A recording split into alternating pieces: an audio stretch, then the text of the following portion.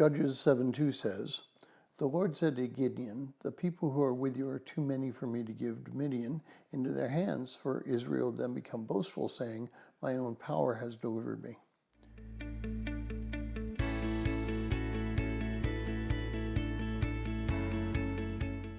Well, if you're joining us in reading through this 90-day reading plan, today's reading is Judges 6:36 through 7:25, and I encourage you to read that passage.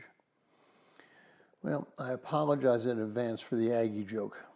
How many Aggies does it take to change a light bulb? The answer is 3. 1 to hold the light bulb and 2 to spin it around. The task should only take 1 person. Why use more than that?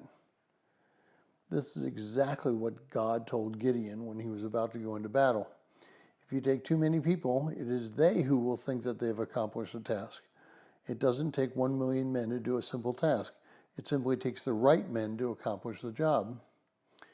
We live in a world today, particularly the United States, where bigger seems to be better. Many churches have closed or joined other congregations because they think they are too small to accomplish God's task.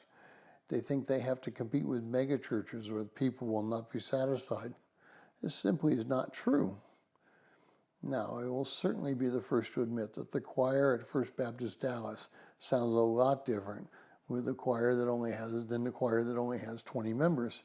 But those 20 members may accomplish more in their singing and in their ministry than those 300 members at First Baptist have, or may accomplish at any megachurch. You see, when you have fewer, you may have more heart.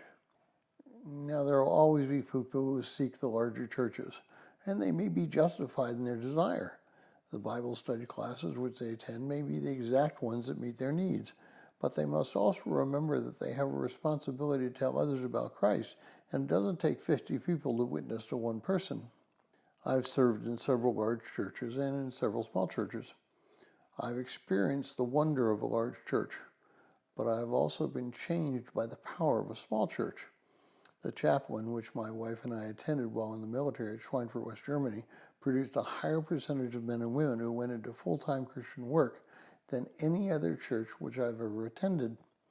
The power of that chapel was not in its size, it was in the heart of each person who was in the chapel. Don't fall for the lie that bigger is always better.